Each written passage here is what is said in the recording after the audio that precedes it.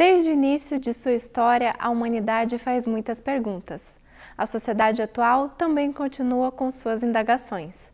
A doutrina espírita nos oferece as reflexões acerca das respostas que a vida nos exige. Está começando mais uma edição do A Vida em Foco. Convidamos você para nos acompanhar pelos temas de hoje. Fique conosco!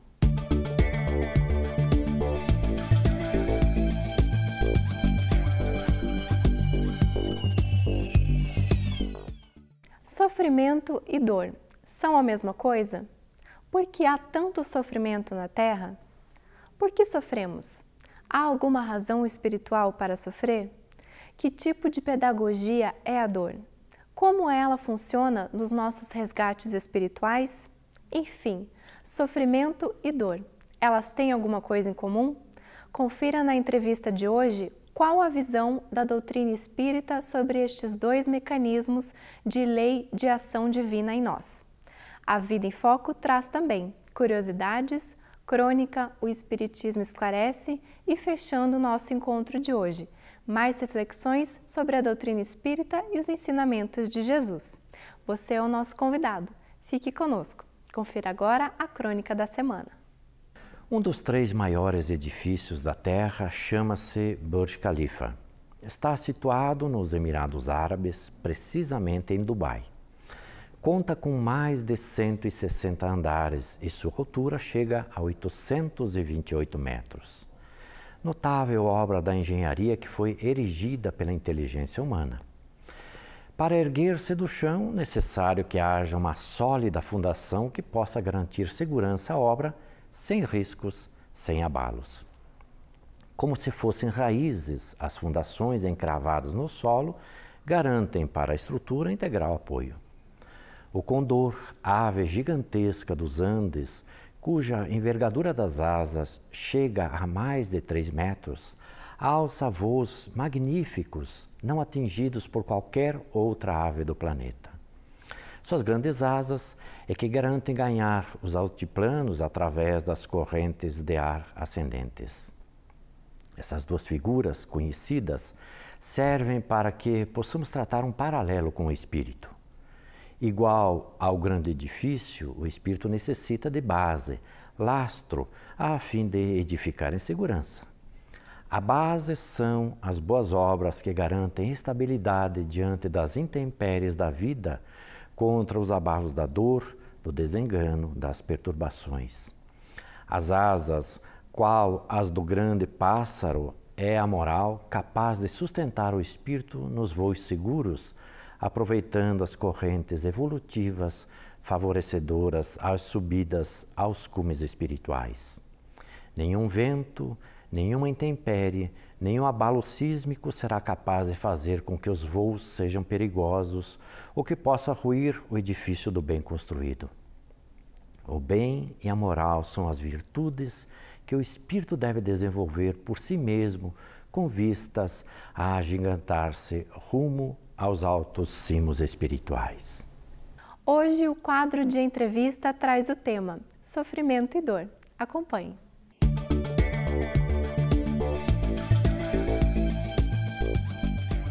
Olá, começa agora o nosso bate-papo, a nossa entrevista e com muita alegria recebemos aqui hoje Daniel Henrique Pereira. Daniel, seja bem-vindo. É uma alegria e uma satisfação, Márcio. A satisfação é toda nossa. Daniel é espírita há quanto tempo, Daniel? Você consegue lembrar disso? Olha, Márcio, eu atualmente estou com 32, desde os meus 15 anos, então 17 anos, vai. E sempre frequentou a mesma instituição espírita? Sempre, né? Meu coração é vinculado a ela, né? O Daniel é membro, é trabalhador da Sociedade Espírita Capa dos Pobres, que fica na Rua Desembargador Otávio do Amaral, 138. Isso mesmo. No Bigo Rio, em frente ao Hospital Evangélico. Perfeito, Márcio. É uma localização privilegiada. Né? Privilegiada. Assim como a casa e as pessoas que ela frequenta, Márcio. Daniel, a casa tem site? A casa tem site, sim, Márcio. O site da Capa dos Pobres é www.capadospobres.com.br. capadospobres.com.br, para você acessar e conhecer as atividades, palestras, grupos de estudos, atividade para crianças. Com certeza. Atividade de assistência social. Muita. A Capa se notabiliza nesse campo, Márcio. Vocês têm uma ação interessante que é barriga cheia, né? Barriga cheia. Né? A cada 15 dias, né, todo final de semana, nós vamos até a Praça Tiradentes, fazemos alguns pães, alguns sanduíches com mortandela e levamos o alimento material, que na verdade é uma isca, para levar o alimento espiritual. Até aquelas pessoas que lá estão, mas... Que beleza. Eu posso ir lá um dia Deve. comer um pão? Deve sim. Tá certo, então seja muito bem-vindo. E o Daniel hoje nos traz o tema dor e sofrimento, Daniel. Numa sociedade como a nossa, eu andava pesquisando há alguns dias, mais de um mês, relatórios da Organização Mundial de Saúde, que dão conta que no mundo há 400 milhões de pessoas enfrentando a depressão.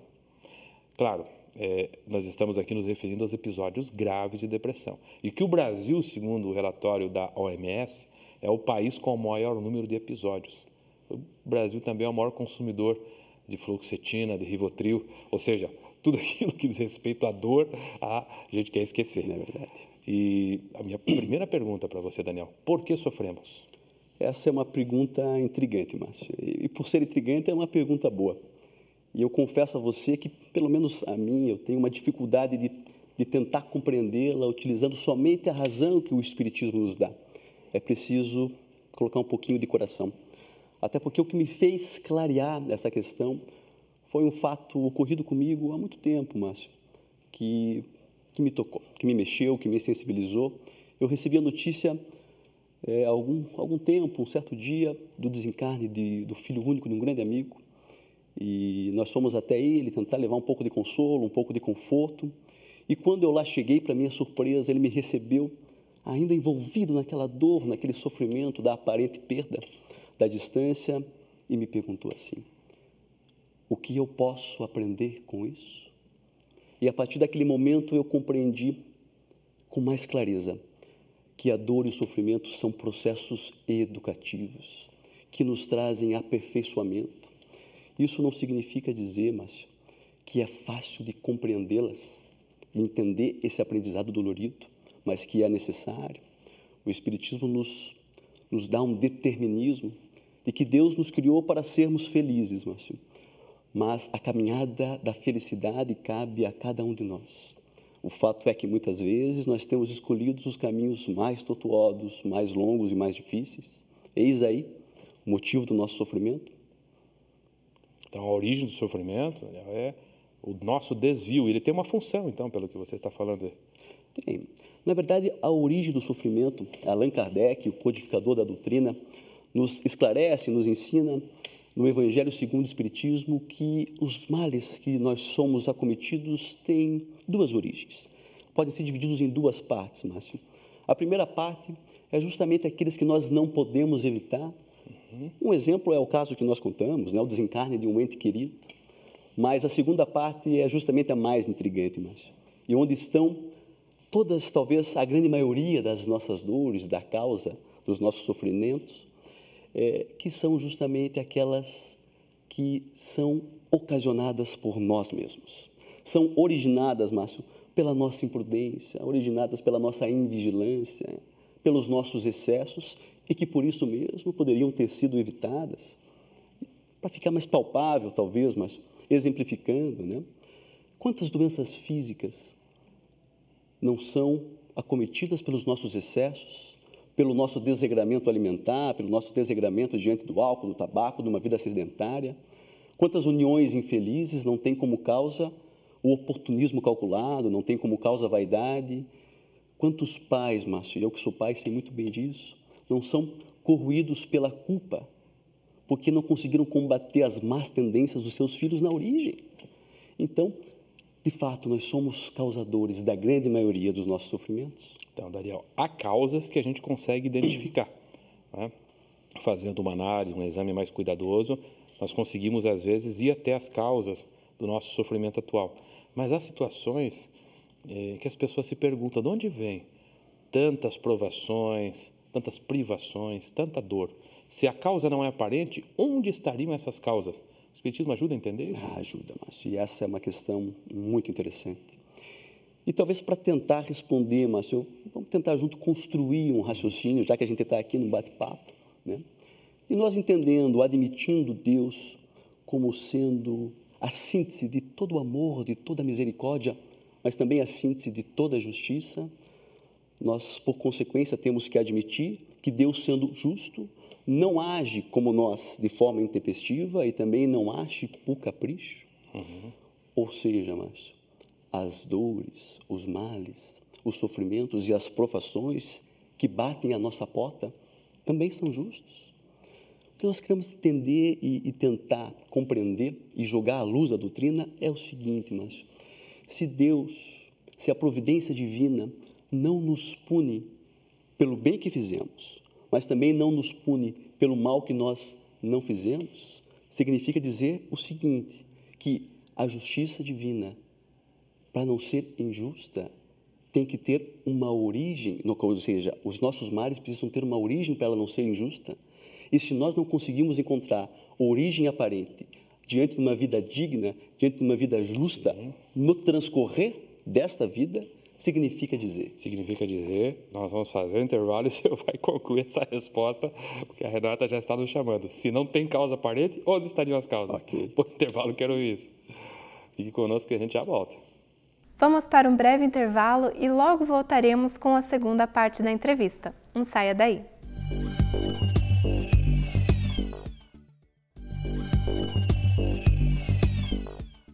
Você está assistindo A Vida em Foco. Retornamos com a segunda parte da entrevista com o tema Sofrimento e Dor. Confira. Muito bem, estamos de volta. Daniel, eu deixei no suspense aí, né? Interrompi você. A pergunta é se não há causa nessa existência e a gente não consegue identificar a causa do sofrimento, às vezes a gente vê pessoas boas mesmo, pessoas cuja vida é toda, né, enfeitada por dignidade, por integridade, mas que sofrem bastante e a gente não entende, as próprias pessoas não conseguem compreender, né? Onde estão as causas? É isso, Márcio. Essa é a luz que a doutrina espírita joga diante da dor e do sofrimento. Esse é um dos princípios basilares, uma das leis fundamentais da nossa doutrina, a pluralidade das existências e a reencarnação. Isso significa dizer, Márcio, que diante de uma vida justa, digna, que se transcorre, pode haver muito sofrimento, muita dor, porque ela está reparando, em busca da regeneração, os males cometidos em outrora, em vidas anteriores, como também o contrário, Márcio, significa dizer, e nós estamos cansados de ver isso no nosso país, que muitos atos cruéis que são absolvidos pela lei humana terão a sua justiça numa vida vindoura. Esse é o ponto. É isso que ocorre. E pode também, Daniel, ocorrer da pessoa não resgatando, não passando por uma expiação necessariamente. Ou seja, ela está corrigindo, ela está recuperando débitos, né, às vezes escabrosos, como a gente vê, muita gente com uma canetada, né, faz com que comunidades inteiras passem fome, sejam privadas de água, de acesso à educação. Quantos crimes há aí, muitas vezes, né, nos gabinetes confortáveis do mundo. Deus. Mas pode ser que a pessoa antecipe também, né, algumas provas a fim de consolidar virtudes. Ela opta por uma vida de privações, muitas vezes, isso faz parte.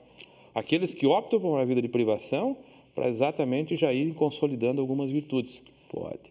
São pessoas que não têm débito, aparentemente, né? Claro, Márcio, né? É lógico, né? A gente tem que entender, né? E a espiritualidade nos auxilia nessa questão.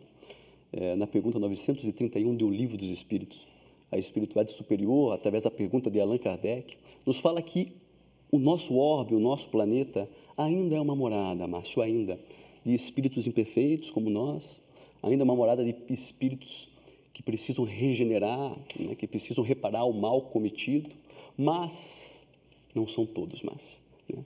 Tem alguns espíritos missionários, que vêm para nos guiar, para nos servir de modelo e para nos orientar, né, que querem passar por essas privações e por essas dores, para nos ensinar, Márcio, que às vezes através de algum aparente mal, de alguma aparente derrota, que nós podemos ter lições valiosas? A minha pergunta para você, nós só temos aprendizado com a dor? Só a dor nos faz aprender? Olha, Márcio... A outra forma de aprender? A dor... Dá a impressão que nós estamos fazendo uma apologia enorme aqui à dor, ao sofrimento. Pelo contrário. O Espiritismo é um cântico de martírio. Não é longe disso, Márcio. Na verdade, a dor é um dos caminhos, mas não o único, né? É o benfeitor Emmanuel, que é o orientador espiritual, foi o orientador espiritual de Chico Xavier, da sua mediunidade, durante 70 anos. Mais de 70 anos. Nos esclarece numa página notável, Márcio, de um livro chamado Vinha de Luz, que antes da dor, a providência divina nos concede oportunidades de aprendizado, pautado na iluminação, pautado na misericórdia.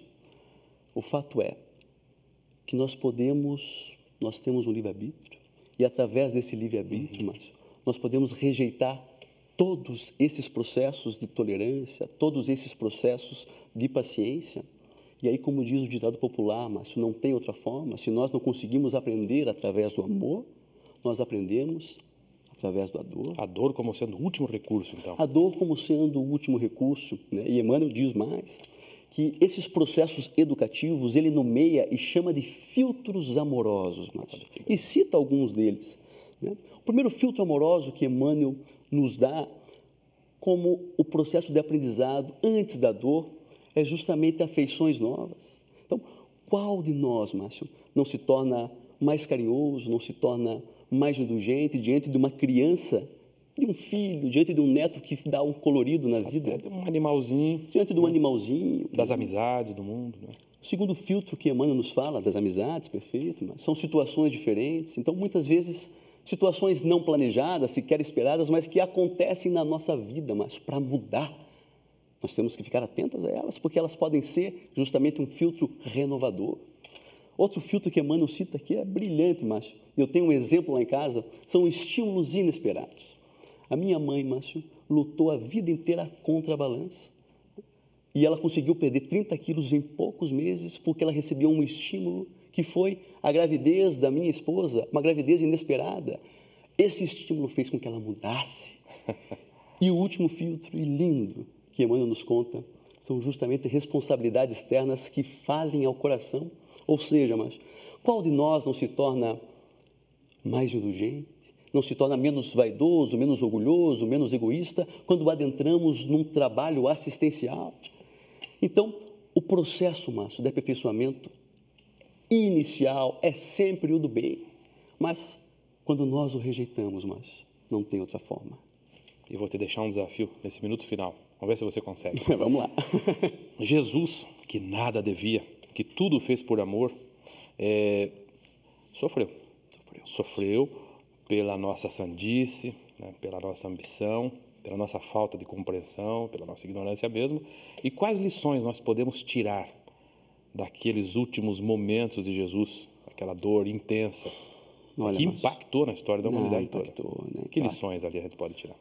Olha, Márcio, eu reflito muito sobre isso até hoje e tento estabelecer uma linha de raciocínio que não é fácil, ao menos para mim, porque eu consigo entender, Márcio, que quando a dor e o sofrimento batem à nossa porta, né, elas têm motivos justos, porque nós temos débitos incontáveis com a lei, mas quando elas batem à porta de Jesus, eu não compreendo porque Deus, ou seja, Jesus, não tinha débitos nenhum com a lei. Ele fez o que fez por puro amor e talvez um amor que nós ainda não compreendamos porque não somos capazes de nutrir, Márcio, sequer por um filho.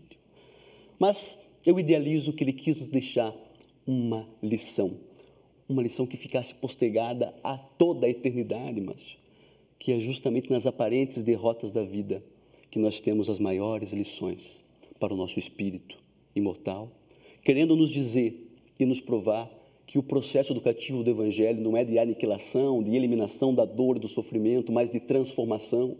O intuito também da doutrina espírita, enquanto o Evangelho redivivo, é de transformar a energia do orgulho, a energia do egoísmo em energia realizadora no bem.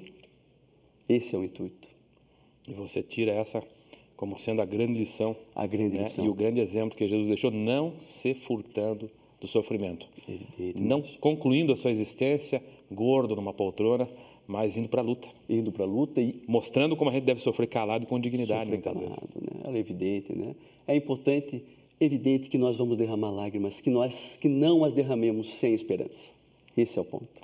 Daniel, muito obrigado pela sua presença. Eu que agradeço, Márcio. Para mim é uma alegria. Falando com entusiasmo sobre esse tema tão importante que hoje, né, conduz muita gente a reflexões aprofundadas sobre por que a vida está cheia de dor e de desafios.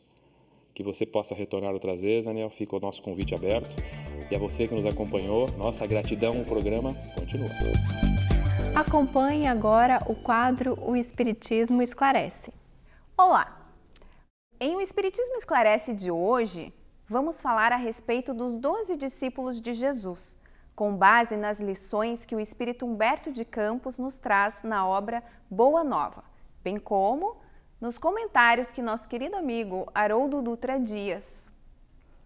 Os 12 companheiros de Jesus eram os homens mais humildes e simples do lago de Genezaré.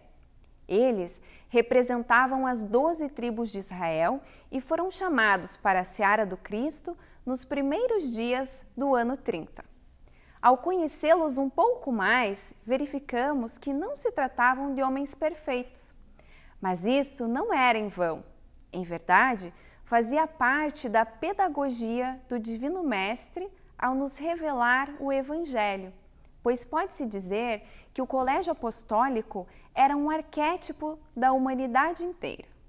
Assim, todos nós podemos nos identificar com aqueles que, embora com suas dificuldades, seguiram a Jesus e propagaram sua doutrina para que se tornasse mensagem memorável e chegasse até os tempos atuais. Como encontramos muitas figuras de destaque nas Escrituras, pontuamos que os 12 discípulos eram Simão, chamado Pedro, André, Felipe, Tiago Maior, João o Evangelista, Levi, Judas Tadeu, Tiago Menor, Tomé, Bartolomeu, Simão e Judas Iscariotes. 10 deles eram pescadores e viviam quase que constantemente com Jesus, junto às águas transparentes do Tiberíades, que também é conhecido como Lago de Genezaré ou Mar da Galileia, em que pese tenha água doce. Apenas Judas Iscariotes e Levi, conhecido como Mateus, desenvolviam outras atividades. Judas era comerciante em Cafarnaum, onde vendia peixes e quinquilharias. Levi era publicano, funcionário culto da coletoria local em Cafarnaum, durante o reinado de Herodes Ântipas, este um dos reis vassalos de Roma. Os discípulos não eram completamente desconhecidos uns dos outros. Simão Pedro e André eram irmãos. Tiago Maior era irmão de João.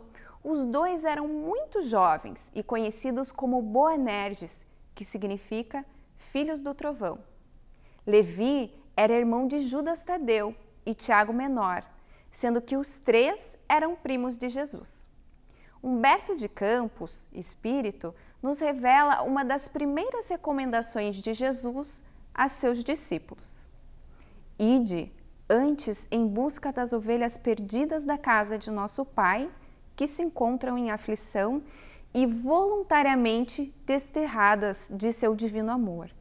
Reuni convosco todos os que se encontram de coração angustiado e dizei-lhes, de minha parte, que é chegado o reino de Deus. Acompanhe o quadro Aprendendo com Kardec, com a participação de Cosme Massi.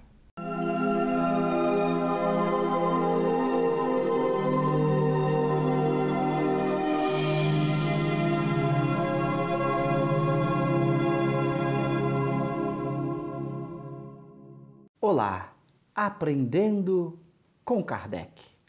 Esquecimento do passado. Por que não nos recordamos de nossas existências anteriores?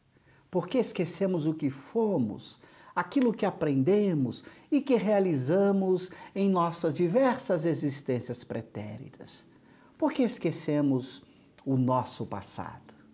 Allan Kardec vai responder a essa pergunta no Evangelho segundo o Espiritismo. Vejamos o que ele vai nos dizer.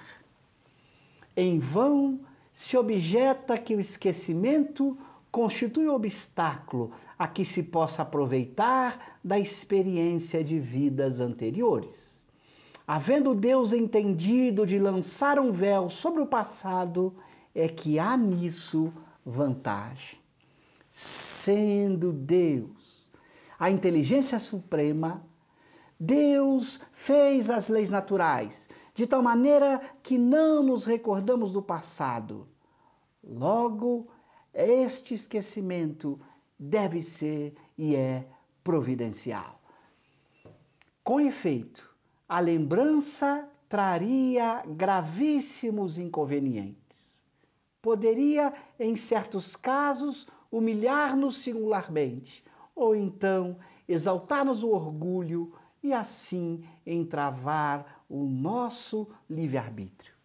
Como poderíamos fazer escolhas com liberdade se soubéssemos exatamente o que cada um daqueles que conosco convivem foram e realizaram em existências anteriores? Como nos sentiríamos confortáveis, sabendo que tivemos uma vida desonesta e que esta nossa desonestidade é do conhecimento de todos? Em todas as circunstâncias, acarretaria inevitável perturbação nas relações sociais. Não conseguiríamos viver com aquelas pessoas da nossa família, com aqueles que conhecemos no ambiente do trabalho, porque todos recordariam de tudo aquilo que cada um viveu numa existência anterior, dos erros cometidos, das maldades praticadas. Cada um de nós não conseguiria ter a chance de um recomeço, porque sempre seríamos cobrados pelos outros daqueles erros que cometemos no passado. Daí a sabedoria divina, fazendo com que esqueçamos o que fomos para recomeçarmos numa situação melhor, com liberdade de escolha, cada um buscando reconstruir uma nova existência. Mas este esquecimento não é absoluto, porque nos recordamos exatamente daquilo que precisamos a partir das nossas inclinações, dos nossos desejos. Nós sabemos exatamente o que somos, porque nossos desejos refletem toda a nossa experiência vivida. Então, que cada um de nós observe aquilo que é, seus desejos, suas inclinações, e saberá exatamente tudo aquilo que aprendeu e que conquistou em vidas anteriores. Por isso, a providência divina nos deu o esquecimento necessário, mas ao mesmo tempo a capacidade de mudar aquilo que nós somos cada dia, trabalhando para mudar os nossos desejos, as nossas inclinações.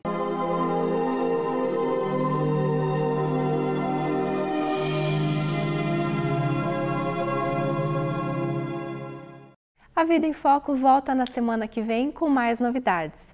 Suas sugestões são muito importantes para o programa e você pode enviá-las para o e-mail contato@vidaemfoco.com.br. Se você perdeu alguma edição anterior do programa, acesse o site www.avidaemfoco.com.br.